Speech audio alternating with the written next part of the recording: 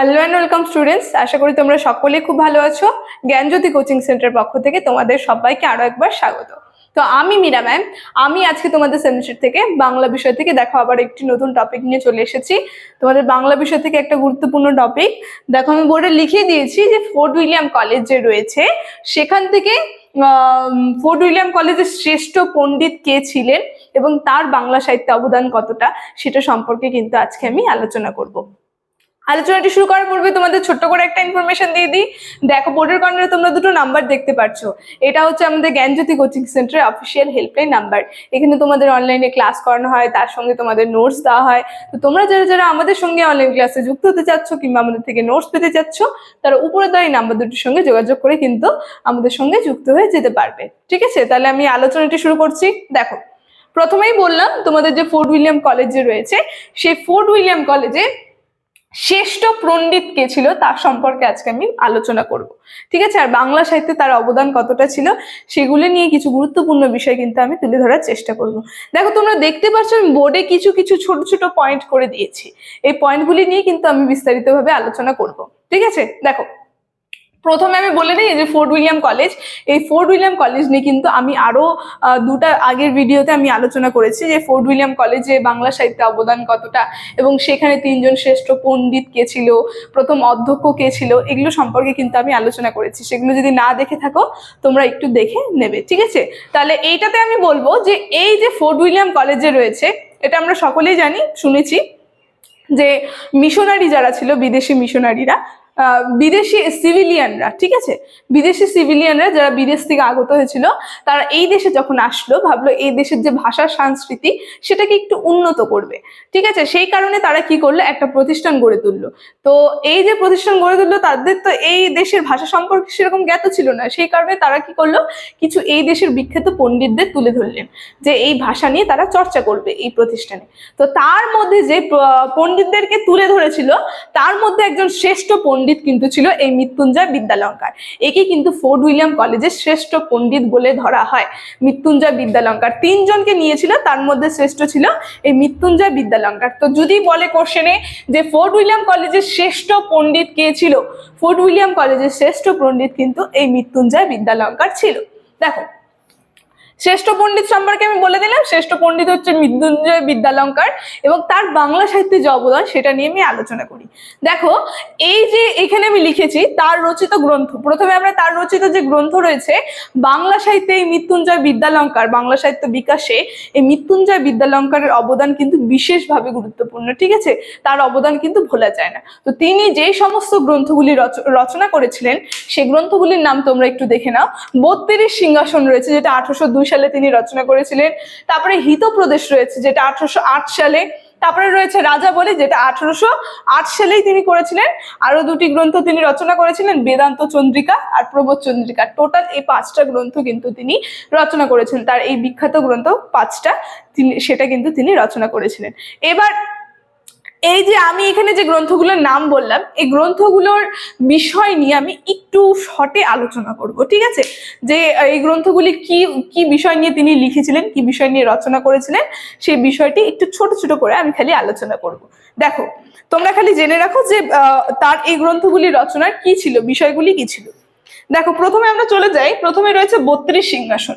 এই যে 32 সিংহাসন যে তিনি 1802 সালে রচনা করেছিলেন, এর মধ্যে আমরা দেখব যে 32 সিংহাসনের মধ্যে দেখব রাজা বিক্রমাদিত্যকে সামনে রেখে মৃত্যুঞ্জয় 32 সিংহাসন গ্রন্থটি কিন্তু রচনা করেছিলেন তার 32 সিংহাসন গ্রন্থে। তো আমরা জেনে গেলাম এই যে 32 সিংহাসন গ্রন্থ যে রয়েছে, তিনি হচ্ছে 32 সিংহাসন গ্রন্থে কি বললাম, রাজা বিক্রমাদিত্য যে ছিল তার ঘটনাকে কেন্দ্র করে কিন্তু তিনি এই সামনে রেখে তিনি এই 32 সিংহাসনটি লিখেছিলেন।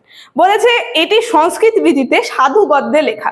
এই যে 32 সিংহাসন রয়েছে এটা আমরা দেখব সংস্কৃত রীতিতে আর সাধু গদ্যে লেখা হয়েছে।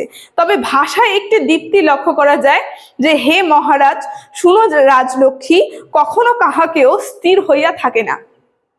এই সমস্ত এইভাবে বলেছিল তিনি, এই বিষয়বস্তু ছিল। বলেছে রক্ত মাংস মল মূত্র নানাবিধ ব্যাধিময় এবং শরীর স্থির নয়।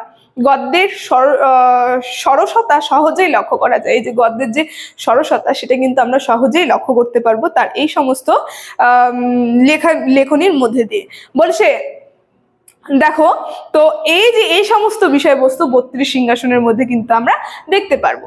এবার চলে যাই আমরা এরপরে বলে দিই রাজাবলী গ্রন্থটা সম্পর্কে। ঠিক আছে, দেখো রাজাবলী যে রয়েছে, রাজাবলী গ্রন্থটা সম্পর্কে বলেছে যে অতীত এবং সেকালের ইতিহাসকে সামনে রেখে লেখক কিন্তু এই রাজাবলী গ্রন্থটি তুলে ধরেছিলেন।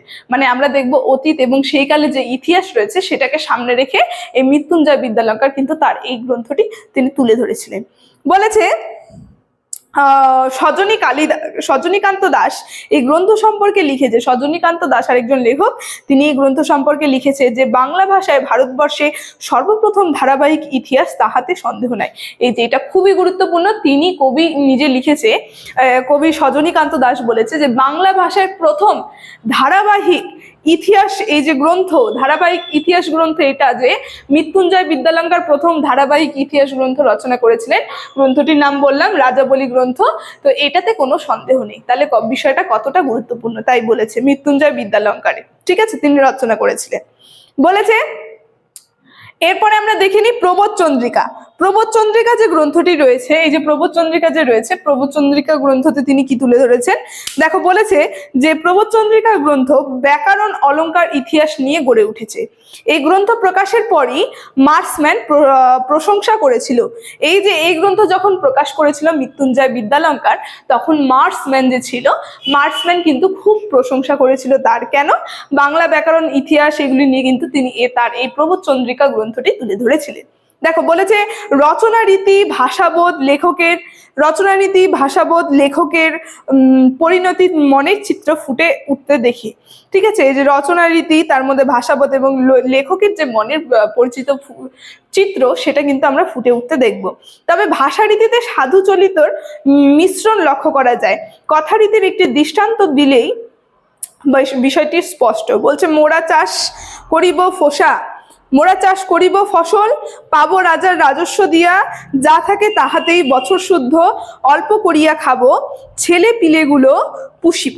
এই কথা কিন্তু তিনি তার এই লেখনীর মধ্যে প্রকাশ করেছেন। বলছে এমন সরস গ্রন্থ যে আমলে সত্যই বিস্ময়কর ছিল, যে এত সুন্দর সরসভাবে এই লেখা গ্রন্থ সেই আমলে কিন্তু সত্যি খুব বিস্ময়কর ছিল লেখা, অতটা সহজ ছিল না। তো বিদ্যাসাগরের পূর্বে মৃত্যুঞ্জয় বিদ্যালঙ্কারই প্রথম যথাযথ গদ্য শিল্পী, সে বিষয়ে কিন্তু সন্দেহ নেই। এই যে বিদ্যাসাগর যে ছিল, বিদ্যাসাগরের পূর্বে মানে বিদ্যাসাগরের আগে যে মৃত্যুঞ্জয় বিদ্যালঙ্কারী একজন বিখ্যাত যথাযথ প্রথম গদ্য শিল্পী ছিল, এটা বিষয়ে কিন্তু সন্দেহ নেই। দেখো তাহলে মৃত্যুঞ্জয় বিদ্যালঙ্কারের প্রতিভা কতটা ছিল।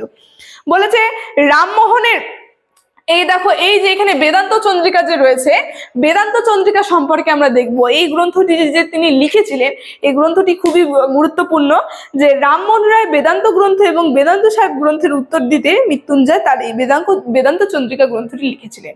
এই যে রামমোহন রায় যে ছিল, তার দুটি গ্রন্থ বেদান্ত গ্রন্থ এবং বেদান্ত সার, এই গ্রন্থটির উত্তর দিতে, ঠিক আছে, এই উত্তর দিতে কিন্তু মৃত্যুঞ্জয় বিদ্যালঙ্কার এই যে বেদান্ত চন্দ্রিকা এই গ্রন্থটি রচনা করেছিলেন।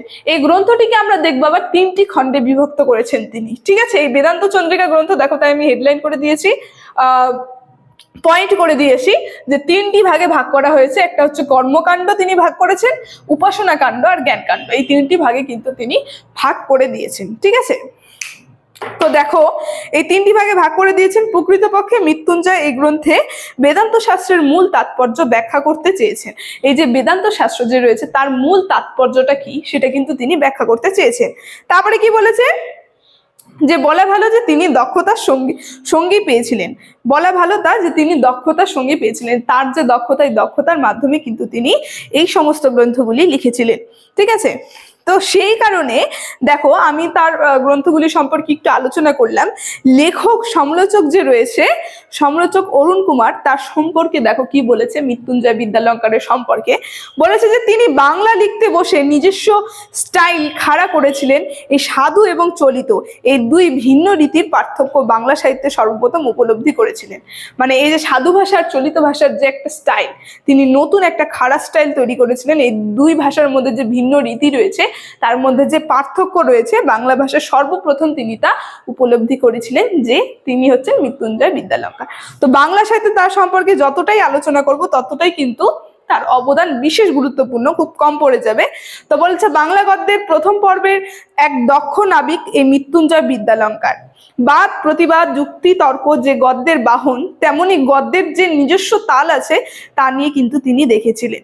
ঠিক আছে, এই বাংলা গদ্যের প্রথম পর্বে যে স্মরণীয় ব্যক্তি ছিল এই ফোর্ট উইলিয়াম কলেজ থেকে আমরা দেখব, সে কিন্তু মৃত্যুঞ্জয় বিদ্যালঙ্কার। তো আজকে এই বাংলা গদ্য সাহিত্যে মৃত্যুঞ্জয় বিদ্যালঙ্কারের অবদান সম্পর্কে আমার এতটাই আলোচনা ছিল, এবং তিনি যে শ্রেষ্ঠ পণ্ডিত এই বিষয়টা সম্পর্কে আলোচনা কিন্তু আমার এতটুকুনি ছিল তার প্রতিভা নিয়ে। তো আলোচনাটি আমি এখানে শেষ করছি। আশা করি ভিডিওটি তোমাদের ভালো লেগেছে। যদি ভালো লেগে থাকে অবশ্যই like, comment, share and subscribe করে দেবে। Thank you.